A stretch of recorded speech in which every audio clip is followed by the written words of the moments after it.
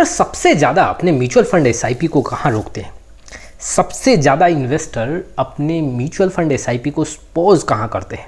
आखिर क्यों कई ऐसे इन्वेस्टर हैं जिनको म्यूचुअल फंड में बहुत ज़्यादा पैसा नहीं बनता है? आखिर क्या स्ट्रैटेजी यहाँ पे अपनाना चाहिए जिसके चलते आप यहाँ पे म्यूचुअल फंड में ज़्यादा पैसा बना सकते हो? देखो, मैं आज चार्ट के थ्रू समझाऊंगा कि इन्वेस्टर कहाँ पे सबसे ज़्यादा एसआईपी को रोकते हैं और एसआईपी को पॉज करते हैं। चलिए शुरुआत करते हैं, लेकिन उसके पहले आप में से बहुत ऐसे इन्वेस्टर हैं, व्यूअर हैं, जिनको म्यूचुअल फंड पोर्टफोलियो और रिव्यू को लेके काफ़ी प्रॉब्लम है। आप व्हाट्सअप नंबर के थ्रू जुड़ सकते हो। आप स्क्रीन पे व्हाट्सअप नंबर नोट करके और हमारे साथ कनेक्ट हो सकते हो। चलिए शुरुआत करते हैं, लेकिन जैसा कि मैं हर एक दिन मार्केट का पूरा डेटा आपके सामने रखता हूँ, आप अगर आज देखोगे तो निफ्टी में कोई दबाव और ना ही कोई पॉजिटिव आंकड़ा देखने को मिल रहा है। निफ्टी आईटी 184 पॉइंट टूटा है। बीएससी स्मॉल कैप में यहाँ पे 2% के ऊपर का यहाँ पे दबाव देखने को मिल रहा है। गिरावट है, 940 पॉइंट आज बीएससी स्मॉल कैप गिरा है। सेंसेक्स में आज पॉजिटिव आंकड़ा देखने को मिला, लेकिन मामूली सा पॉजिटिव, सिर्फ 10 पॉइंट का। निफ्टी मिड कैप 50 117 पॉइंट टूटा है, 0.84% का यहाँ पे नेगेटिव। बीएससी मिड कैप में करीबन 385 पॉइंट का गिरावट, 0.97% का यहाँ पे गिरावट देखने को मिला है। कुछ ऐसे स्टॉक्स जो मार्केट में दबाव बनाए, जैसे कि अल्ट्राटेक सीमेंट करीबन 5% के आसपास टूटा, ट्रेंट में करीबन 3% के ऊपर का गिरावट, बजाज ऑटो में 2.20, जियो फिनेंशियल 2% छूट के बंद हुआ, टाटा मोटर्स में करीबन 2% का गिरावट। कुछ कंपनी जो यहाँ पे मार्केट को हेल्प की, श्रीराम फिनांस 6% के आसपास जंप लिया, बजाज फिनसर्व करीबन 2.69, बजाज फिनांस की बात करूं तो यहाँ पे करीबन 2.55% जंप लिया। सन फार्मा में 2% के ऊपर का जंप है और हिंडाल्को भी 2% यहाँ पे जंप लेता हुआ देखने को मिला। अब आपने मार्केट का स्थिति देख लिया, अब हम जानेंगे कि आखिर इन्वेस्टर जो म्यूचुअल फंड इन्वेस्टर है वो एसआईपी को कहाँ पॉज कर रहे हैं, एसआईपी को कहाँ रोक रहे हैं। देखो, मैं आपके सामने ये जो चार्ट रख रहा हूँ, ये सेंसेक्स का चार्ट है, आप आंकड़ों में देख सकते हो। और अगर आप नोटिस करोगे तो यहाँ पे 2012 से लेके 2025 तक का आंकड़ा है वो आपको चार्ट में देखने को मिल रहा है। अगर आप देखोगे तो इन्वेस्टर जो यहाँ पे सबसे ज़्यादा एसआईपी स्टॉप कर रहे हैं, देखो, एक तो अगर आप नोटिस करोगे तो यहाँ से देखो 2015 से यहाँ तक आपको जो आंकड़ा देखने को मिल रहा है, 2016 तक यहाँ आपको गिरावट देखने को मिल रहा है। और यहाँ पे इन्वेस्टर जो है सबसे ज़्यादा अपने एसआईपी को पॉज और स्टॉप कर देते हैं। ठीक वैसे ही देखो, मैं और आपके सामने आंकड़े रखूं तो यहाँ पे जो गिरावट हुआ है 2020 में, यहाँ भी इन्वेस्टर ने सबसे ज़्यादा अपने एसआईपी को स्टॉप किया, पॉज किया, और कई ऐसे म्यूचुअल फंड एसआईपी को पूरा यहाँ पे रिडीम भी कर दिया गया। ठीक वैसे ही देखो, अगर मैं और आंकड़े रखूं तो यहाँ भी अगर आप देखोगे तो यही स्थिति बनता हुआ देखने को मिला। यहाँ भी इन्वेस्टर अपने एसआईपी को स्टॉप कर दिए, पॉज कर दिए और रिडीम कर दिए। ठीक वैसे ही अगर आप अभी देखोगे तो यहाँ भी जो सिचुएशन बन रहा है वो अभी गिरावट का देखने को मिल रहा है, और यहाँ भी इन्वेस्टर जो है अपने एसआईपी को पॉज और स्टॉप कर रहे हैं।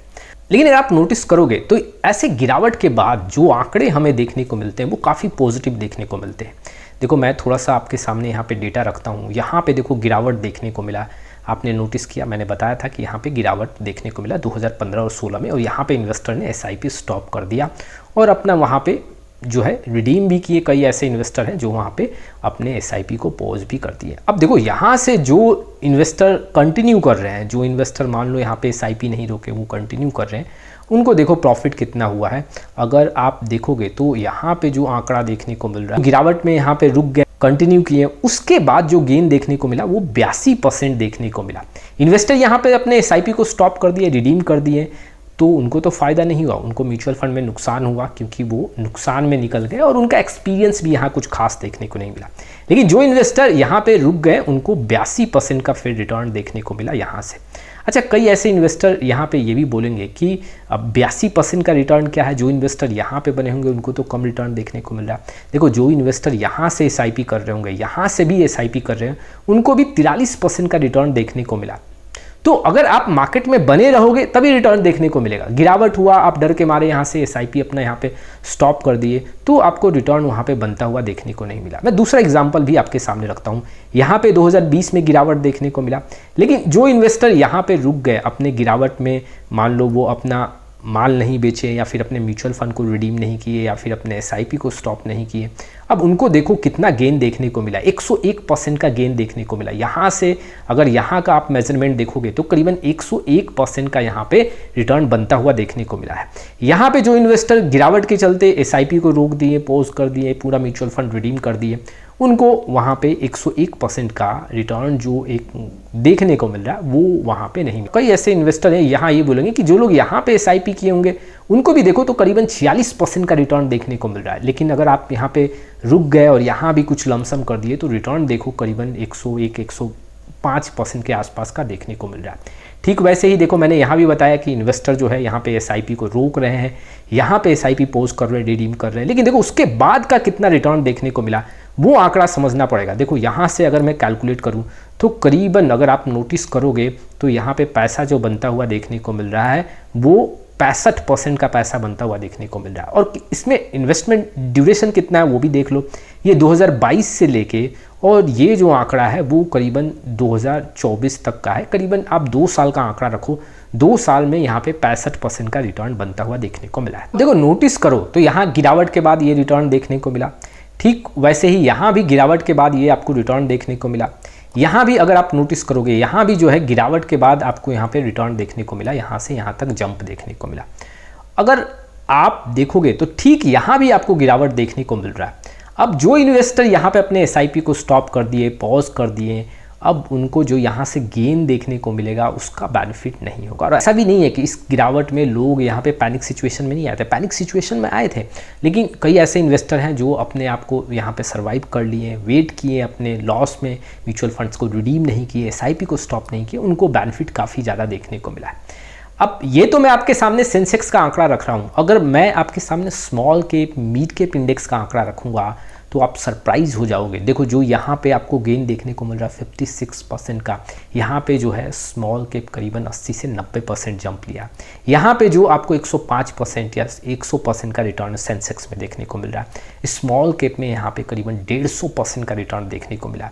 यहाँ पे जो सेंसेक्स का आंकड़ा देखे 65% का है, 100% के आसपास का रिटर्न बनता हुआ देखने को मिला है कई ऐसे म्यूचुअल फंड है इस ड्यूरेशन में। तो एक बात तो तय है कि अगर गिरावट हो रहा है तो उस समय अगर आप अपने एसआईपी को स्टॉप कर रहे हो, पॉज कर रहे हो, तो ये सबसे बड़ा गलती कर रहे हो, अपने इन्वेस्टमेंट को रोक रहे हो। देखो क्या है कि कई बार आप मान लो ड्राइव करते हो, एक लंबा जर्नी है आपके पास, मान लो 500 किलोमीटर का आपको जर्नी तय करना अपने कार से, तो गाड़ी स्पीड चलाना होता है, कई बार ट्रैफिक ज़्यादा होता है तो वहाँ पे आपको कुछ देर रोकना भी पड़ता है अपने गाड़ी को। कई बार रोड आपको क्लियर देखने को मिलता है, उस समय आप अपने गाड़ी का स्पीड भी बढ़ाते हो।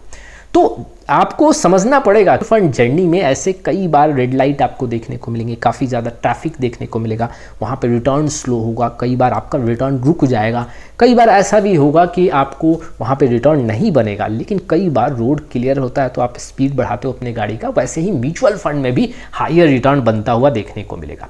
तो आपको ये गलती नहीं करना है, अपने इन्वेस्टमेंट को कंटिन्यू करना है। और इस चार्ट के माध्यम से मैं इन्वेस्टर को यही समझाना चाहता था कि गिरावट में जो नुकसान और जो दर्द होता है उसके बाद जो खुशी चेहरे पे देखने को मिलता है वो आप महसूस करोगे आने वाले समय में, और इससे घबराना नहीं चाहिए। आने वाले समय में रिटर्न ज़्यादा बन के आपको अपने पोर्टफोलियो में देखने को मिलेगा। ये कुछ इन्फॉर्मेशंस थे जो इन्वेस्टर के लिए काफ़ी इंपॉर्टेंट थे। आप में से बहुत ऐसे इन्वेस्टर हैं जिनको पोर्टफोलियो रिव्यू और डिज़ाइन को लेकर प्रॉब्लम है। जी हाँ, आप व्हाट्सअप नंबर के थ्रू जुड़ सकते हो। आज के लिए बस इतना ही, फिर मिलेंगे एक नए वीडियो के साथ। तब तक के लिए जय हिंद, जय भारत।